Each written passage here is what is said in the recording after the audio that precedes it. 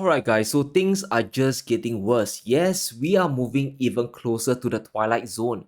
The West and China, they are having one big economic war. It involves currencies, trade exports and industries. And now we have big updates that shows us the G7 is getting rather desperate. It exposes huge double standards and a big agenda. But as you'll see, this strategy will only backfire on the US and Europe. When it comes to renewable energy, the US is playing a desperate game of catch up. Since 2022, China has been leading the world in wind and solar capacity with 759 gigawatts. That's nearly double Europe's installations and triple that of the US. Thanks to cheaper and more efficient panels, China is the world's leader in solar technology. They're exporting cheap panels to the world. To fight back against this, President Biden he slapped a ton of punishments on Chinese solar imports, and this was during the time he unleashed the EV taxes. He dropped a 50% tariff on solar panels made in China. He wants the US to build up their own solar industry, and his first bright idea he got was to launch a trade war with Beijing. But the effects will only lead to more expensive solar power in the US. Now, Biden's goal is to transition away from fossil fuels, however, solar panels plays a big part in that shift. Chinese panels are 44% cheaper than those made in the US, and the cost of materials is lower, energy is cheaper, and labor is less expensive. In other words, the entire supply chain in China is optimized for manufacturing. We cannot overstate how important price is when it comes to adoption. You need cost to come down below other conventional energy sources. If solar panel is so expensive versus burning natural gas, who would want to adopt it? I definitely won't, and the situation is devolving fast. The US is thinking of imposing a trade war on Southeast Asia. As a result, this has halted some production.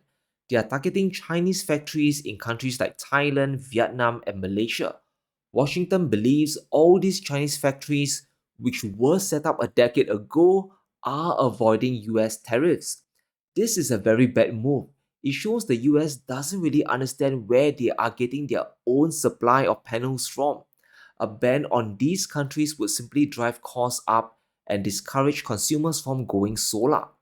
Since January 2022, US imports of solar panels have flown to the moon. It went from around 1 gigawatts a month to 5, and this is a five-fold increase. Here's the issue here. The majority of US imports comes from Malaysia, Thailand, and Vietnam. The US bought nearly $10 billion worth of solar panels from these three countries alone, and this is money flowing to other manufacturers outside of the US, and that's why things are heating up. US companies are demanding tariffs on Southeast Asian exports, and the number is simply crazy, it's ridiculous. Up to 270% on all solar products. Southeast Asia is a critical region for both China and the US. By imposing tariffs on Chinese factories there, you are destroying the economies of Thailand and Vietnam. Factories could close down, jobs will be lost, and the sentiment will turn against the US. It's a big economic failure and the loss of prestige, whatever remains of it for the United States. China currently controls 80% of the global solar market, 80%, and of the remaining 20%, Southeast Asia controls the bulk of production. Vietnam, Thailand, and Malaysia and Cambodia can produce 94,000 megawatts, more than India, Turkey, the US, and South Korea combined. By hitting Chinese companies in Asia, Biden is going to eliminate 90% of the entire solar market for the US. This is a very simple equation here. When demand goes up and supply drops, this will make prices shoot through the roof. It's another example of a trade war that will backfire badly on the US economy. The green transition won't be possible unless the US gets further into debt to subsidize their local solar companies. How much more money can the US spend? How much further can they get into debt? This is a self-defeating cycle. It will just cement China's solar dominance and drive deficit spending to new heights. However, the prevailing sentiment in the US is to ban anything and everything Chinese. So I think what we have to do is put ourselves in a position, don't be dependent on China for anything.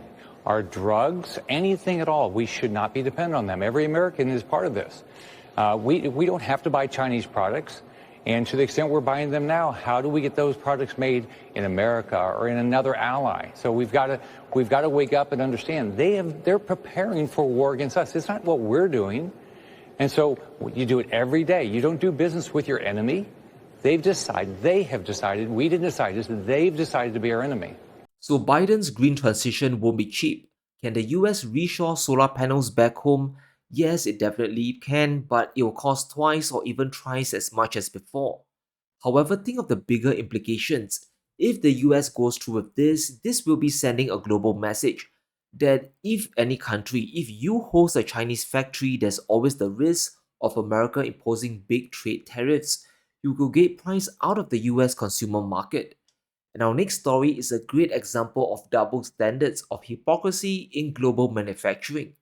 In a stunning move, the EU has reduced the additional tariffs on Tesla cars made in China. Instead of the previous rate of 20.8%, Europe is cutting it down to 9%. Contrast this with other Chinese EV brands. Their rate is between 17% to 36%, more than double that of Tesla. Now, this isn't a dig at Elon Musk or the company. It is, however, a critique of the crazy EU rules. Listen to the justification for why Tesla got away with a lower rate. The EU Commission has verified Tesla received less subsidies from the Chinese government versus domestic EV makers in China. This is an own goal by Europe because it kind of opens a whole can of worms.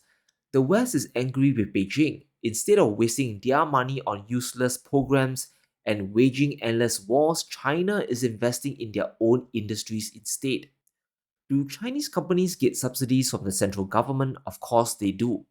BYD is a great example of how subsidies, when done right, can propel an industry to the top. According to a German think tank, BYD received 3.4 billion euros of Chinese aid. And this is money from China's trade surplus being reinvested back to their industrial economy. It's like reinvesting the dividends of your stocks, and since when is that considered unfair?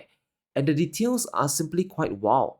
BYD is also benefiting from government support for local battery manufacturers and rebates for cars. So the EU is also angry that China is building out their entire supply chains, such as EV batteries. Beijing is doing what any responsible business owner does. They are reinvesting profits back into the company. And we have to be honest here, it's the exact same playbook as the US back in the 1950s and the 60s. There's a glaring double standard we need to point out. China isn't the only country to provide subsidies for their EV industries. Germany provided 10 billion euros in subsidies to buy over 2 million electric vehicles. 90% of all EVs across the country were subsidized.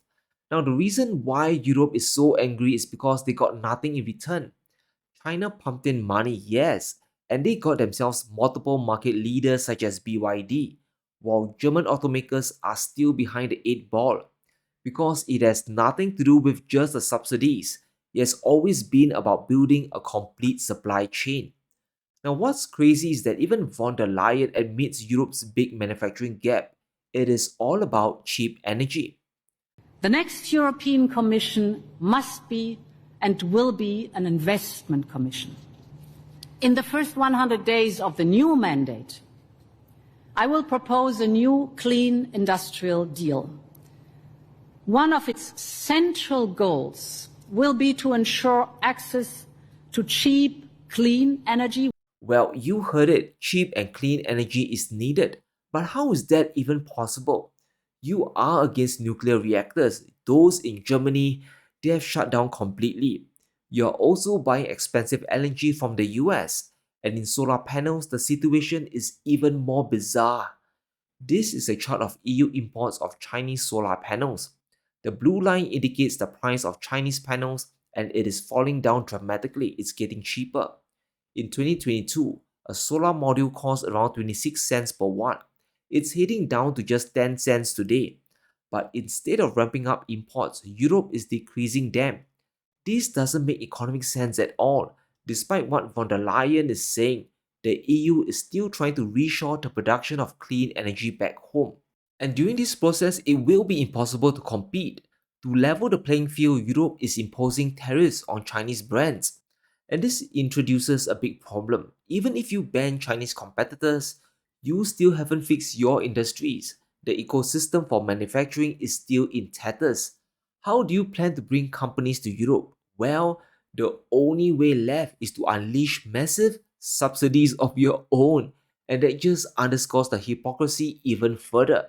TSMC, a Taiwanese semiconductor giant, is building their first plant in Europe. It's a 10 billion euro plant, and guess what? Half of it, 50%, will be covered by German government subsidies. Now, I have nothing against subsidies. Countries should use them where they can. But for Europe, does it even really make sense when your own ecosystem isn't properly fleshed out yet? Von der Leyen has approved $5 billion worth of subsidies for the TSMC plant. So there's some doublespeak going on here. China using subsidies is wrong, but the EU dishing out money is apparently fine. But something tells me it won't be a smooth ride. The only reason why TSMC is in town is for the big subsidy, for the free money. Manufacturing costs are still incredibly high, so the chips produced will be more expensive than those made in Taiwan. Either the EU has to keep the subsidies flowing endlessly, or the chips won't be competitive. You can only sell them in the domestic EU market. This economic war is only going to ramp up. We have said many times on this channel that it all boils down to a subsidy war. Whether it's China, the US, or Europe, it's about pouring money to grow your economy. Except there is a fundamental difference between all three powers. While the US has the reserve currency and they can borrow money endlessly, their cost of manufacturing is just too high. Europe is in a greater bind, they are in greater trouble. They can't take on as much debt as the US, and their energy crisis is even worse than them. China built their supply chains over the last 2 to 3 decades, so the subsidies they dish out are more effective. It allows them to win more market share. So don't expect the trade war to end. It's the only weapon the West has left, and that is to weaponize their consumer markets. But let me know what you think. Can the US really punish solar panels from Asia? And how long can Europe fight this subsidy war? Let me know in the comments below. Stay safe, be sure to smash the like button and subscribe as we navigate through these crazy times.